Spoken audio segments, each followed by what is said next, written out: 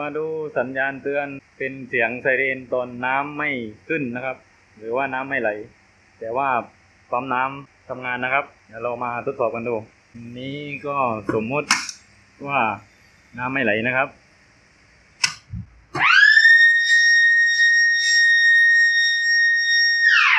ก็มีเสียงสัญญาณดังขึ้นมานะครับจากไซเรนตัวนี้นะครับเพื่อที่จะเรียกให้คนดูแลเกี่ยวกับระบบน้ำมาทำการแก้ไขนะครับควบคุมด้วยตัวเพชเชอร์สวิตช์นะครับครับสวัสดีครับมาเจอกันอีกแล้วนะครับที่จะมาแนะนำการแก้ปัญหาเรื่องอากาศเข้าในระบบของปั๊มน้ำนะครับมันเป็นปัญหาที่ว่าเจอมาบ่อยก็เลยทดลองเอาวิธีมาแก้ไขกันดูนะครับก็คือปั๊ม2ตัวนะครับใน1เซตตรงนี้ทำการดูดน้ำที่น้ำต่ำกว่าตัวปั๊มนะครับก็คือระดับแตกต่างกันอยู่นะครับส่วนท่อที่อยู่ในน้ำนะครับอันนี้ก็คือระดับน้ำนะครับก็จะมีหัวกะโหลกหรือว่าฟุตวาล์วนะครับบางครั้งเวลาปั๊มทำงานเนี่ยตัวหัวกะโหลกเนี่ยอาจจะเสื่อมสภาพไม่สามารถปิดกักเก็บน้ำไว้ในระบบตรงนี้ได้นะครับน้ำก็เลยไหลย้อนกลับลงมาเวลาปั๊มทำการสูบครั้งต่อไปเนี่ยอากาศที่ว่าเหลืออยู่ช่วงระดับน้ำตรงนี้ถึงตัวปั๊มมันก็เป็นปัญหาหลักที่ทำให้ปั๊มน้ำตัวนี้ไม่สามารถสูบน้ำขึ้นมาได้นะครับ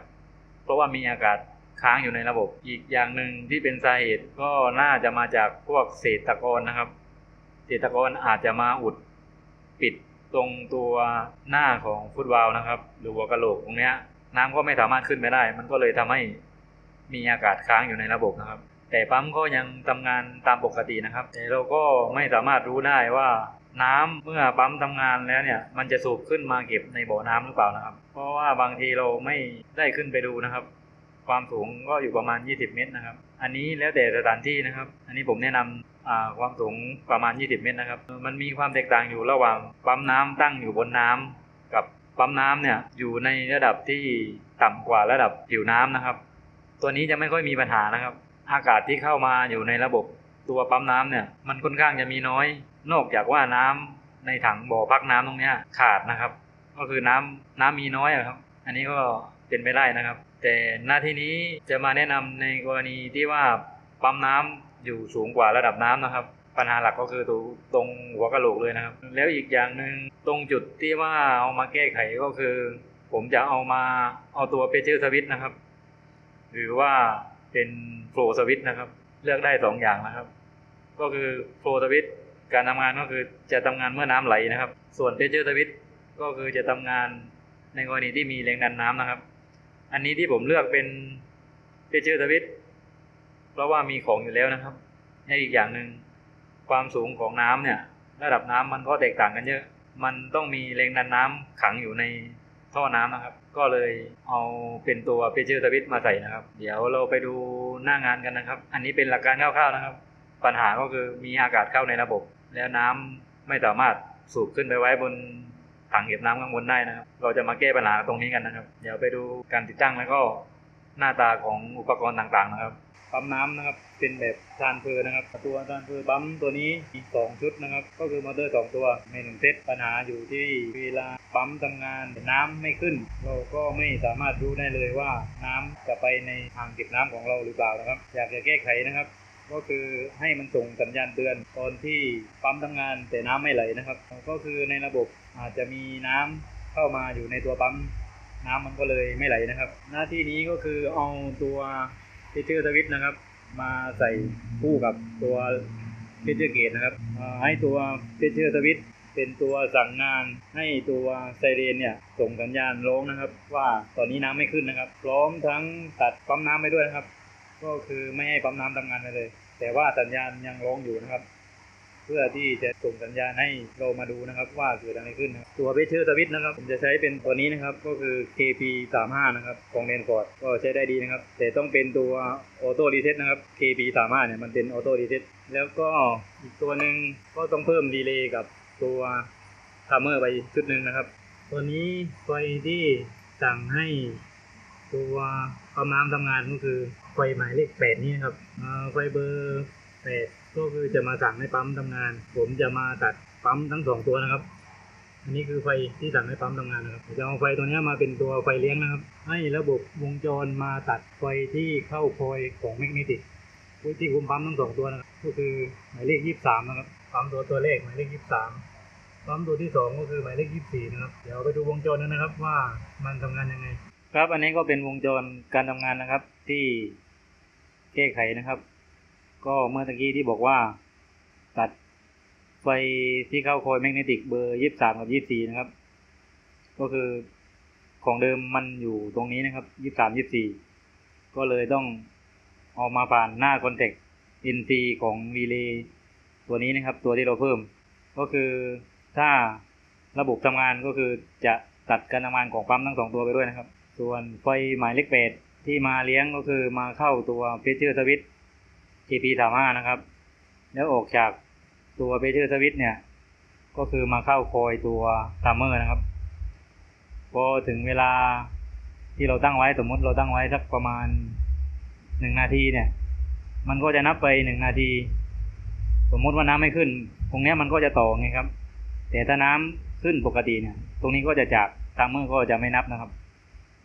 สมมติว่าน้ำไม่ขึ้นนะครับก็คือตรงนี้จะต่อเป็น NC นะครับสั่งให้ทัมเมอร์เริ่มนับเวลาพอครบ1 นาทีเนี่ยตัวหน้าคอนแทคของทัมเมอร์ตัวเนี้ยมันก็จะสั่งให้ดีเลย์ทำงานพอดีเลย์ทำงานปุ๊บปั๊มน้ำก็จะหยุดทำงานทันทีนะครับไม่ว่าตัวไหนทำงานอยู่ก็คือต้องหยุดนะครับเพราะว่าหน้าคอนแทค2ตัวนี้ก็คือของดีเลย์ตัวนี้ครับตัวเดียวกันส่วนหน้าคอนแทคอีกตัวหนึ่งที่เอามาสั่งให้ตัวไซเรนทำงานนะครับก็มาจากดีเลย์ตัวเดียวกันแต่ให้เป็นหน้าคอนแทค NO นะครับพอดีเลย์ทำงานปุ๊บไฟที่รออยู่มันก็จะสั่งให้ตัวไซเรนร้องนะครับส่งสัญญาณเตือนว่าตอนนี้น้ำไม่ขึ้นนะครับข้างในนะครับได้ทำการแก้ไขเสร็จแล้วนะครับอันนี้นะครับเมื่อกี้ที่บอกว่าเอาไฟหมายเลข8นะครับก็ออกมาแล้วนะครับแล้วก็ตัวชุดทัมเมอร์กับชุดดีเลย์นะครับแอบอยู่ข้างในนะครับผมได้ต่อไว้เสร็จหมดแล้วก็ไม่น่าจะมีปัญหาอะไรนะครับเหลือเฉพาะลงอย่างนี้ตอนนี้ผมตั้งไว้อยู่ที่2 วินะครับเดี๋ยวเรามาทดลองดูกันก่อนนะครับแต่วงจรนี้ที่ทำการแก้ไขขึ้นมาก็คือป้องกันไปอีกทางหนึ่งครับสมมุติว่ามีคนมาเปิดปิดปั๊มเพื่อซ่อมอะไรสักอย่างแล้วลืมเปิดสวิตช์เนี่ยปั๊มก็จะไม่ทำงานแต่ว่าเราก็ไม่สามารถรู้นะครับว่าปั๊มไม่ทำงานมันก็จะส่งสัญญาณร้องเหมือนกันนะครับตัว KP35 นะครับตอนนี้ผมต่อเป็นหน้าคอนแทค NC นะครับก็คือ1กับ2นะครับตามสัญลักษณ์นะครับไฟเข้าเบอร์1นะครับของ NC ก็คือ2นะครับตอนนี้อยู่ในสถานะ NC นะครับก็คือพร้อมจะร้องทุกเมื่อนะครับสัญญาณไซเรนแต่ว่าตอนนี้คือยังไม่ได้เปิดปั๊มนะครับแรงดันน้ำมันก็เลยไม่มีมันก็เลยไม่ร้องนะครับตอนนี้มาทดลองกันดูดีกว่านะครับอันนี้ก็คือปั๊มยังไม่ได้เปิดสวิตช์นะครับตัวเบรกเกอร์ก็ยังไม่ได้ยกขึ้นนะครับเดี๋ยวเปิดเบรกเกอร์ก่อนนะครับตอนนี้เราก็เห็นได้ว่านะครับทัมเมอร์มันทำงานอยู่แต่ว่าเรายังไม่ได้เปิดสวิตช์นะครับเดี๋ยวมันก็จะร้องนะครับเดี๋ยวฟังเสียงดูก่อนสมมติว่าลืมเปิดสวิตช์2 วินะครับ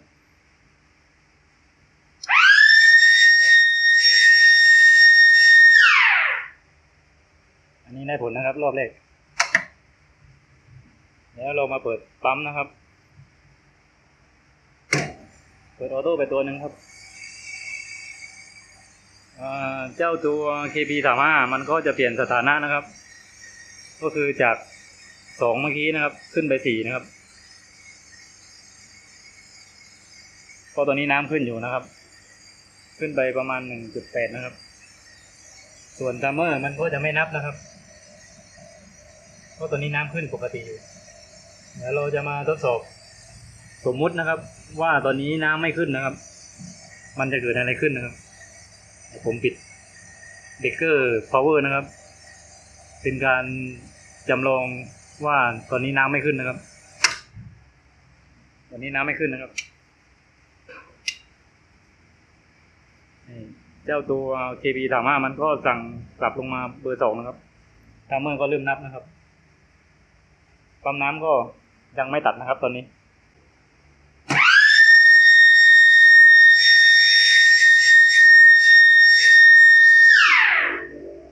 ช่างก็มาดูได้เลยนะครับเดี๋ยวลองดูอีกตัวหนึ่งนะครับว่า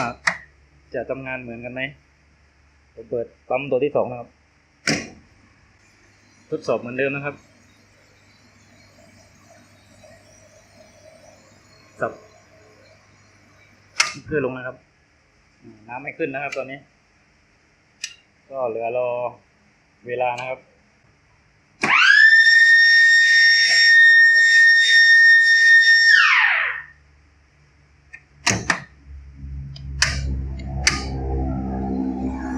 ครับนี่ก็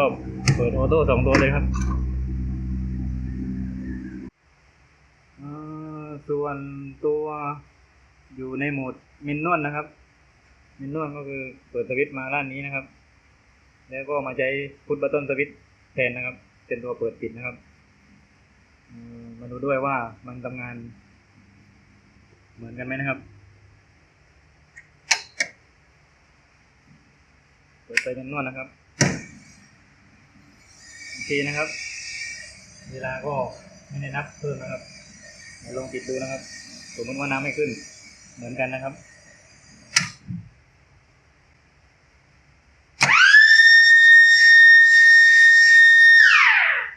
โอเคนะครับทำงานปกติครับทั้งหมดออโต้ทั้งหมดเมนนวลนะครับถ้าเราอยู่ในตำแหน่งออฟนะครับสัญญาณมันก็จะร้องนะครับหลังจากเวลาที่เราตั้งไว้นะครับก็คือกันทั้ง3ทางนะครับในกรณีที่ลืมเปิดสวิตช์มันก็จะส่งสัญญาณเตือนว่าน้ำไม่ขึ้นนะครับอีกอย่างหนึ่งนะครับก็คือการตั้งตัวเทเชอร์สวิตช์ KB35 นะครับตัวนี้เราตั้งตามแรงดันใช้งานนะครับแล้วแต่สถานที่นะครับตอนนี้ผมตั้งไว้อยู่ประมาณเกือบ2 บาร์นะครับถ้าดูตามเข็มนะครับก็คืออันนี้นะครับด้านเล้งนะครับตรงนี้มันเป็น2นะครับก็เกือบ2นะครับส่วนค่า differential ก็คือความแตกต่างนะครับผมตั้งไว้ต่ำสุดเลยครับก็คือประมาณ 0.7 นะครับส่วนการปรับก็มันต้องคลายน็อตตัวนี้ออกก่อนนะครับคลายน็อตตัวนี้ออกแล้วก็เปิดฝาตัวนี้ดึงขึ้นนะครับแล้วก็มาปรับตรงนี้นะครับปรับขึ้นปรับลงตามแรงดันที่เราต้องการนะครับค่าดิฟนี่ผมไม่ได้ตั้งนะครับครับขอแก้ไขนิดนึงครับก็คือตัวไทม์เมอร์นะครับที่บอกไว้ครั้งที่แล้วก็คือตัวนี้เป็น2 วิใช่ไหมครับคราวก่อนตั้งไว้อยู่แค่นี้นะครับแต่ว่าไอตัวปรับตัวเนี้ยมันอยู่ที่10 S นะครับก็คือ2มาคูณ10 S ก็คือ10 เซกหรือ10 วินาทีนะครับ2คูณ10ก็คือ20 วินาทีนี้ผมปรับใหม่นะครับปรับให้เป็นวินาทีนะครับทีนี้แล้วแต่เราจะเลือกนะครับว่าจะตั้งเวลาเท่าไหร่นะครับอันนี้ผมขอปรับไว้10 วิไว้แล้วกันนะครับเดี๋ยวเรามาดูว่านับ10จริงไหมครับ